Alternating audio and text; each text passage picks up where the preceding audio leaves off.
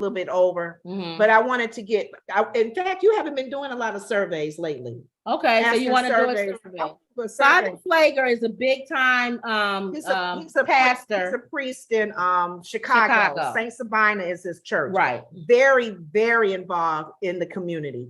Very hands-on.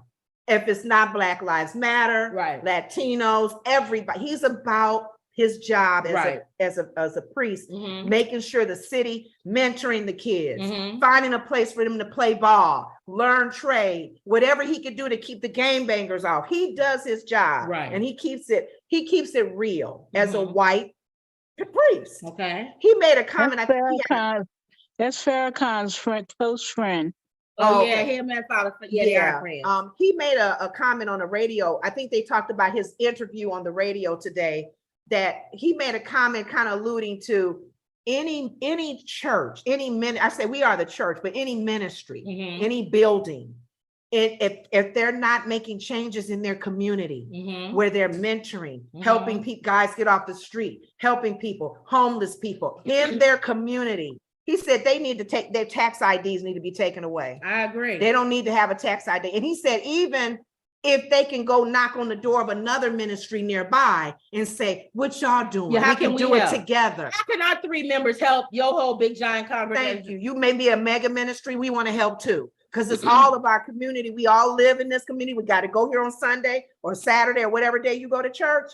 I thought about that and I said, wow, he's right. Take that tax ID away from you if you're not serving the community as a ministry. I agree. So I'm like, all right. So you want to put up a poll. If a church does not have some type of program to help the community that they're in, should that church still be allowed tax exempt? Good question. So we'll find out. Okay. So what was Wendy, what did you have? I had 3 things actually. First of all, are you familiar with the story with J-Lo?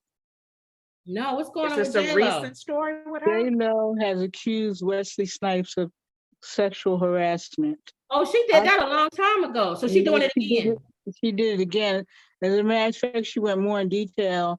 She said that, for example, when they did the love scene, normally they place something between the 2 people. And Wesley Snipes didn't let them do that. She said she was young and inexperienced. She didn't know that she could resist that. And then he followed her home. He tried to kiss her. The thing of it is that Wesley Snipes just crawled his way back. It's just going to totally sink him.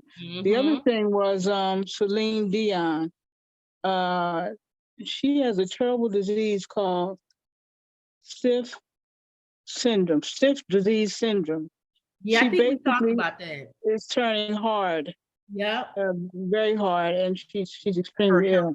The third thing was, I was thinking, I wanted to tell you a little story about my grandmother in regards to Memorial Day, if you don't mind. Anyway, her name was Margaret Johnson. She was born in 1907. She had a grandmother that had 20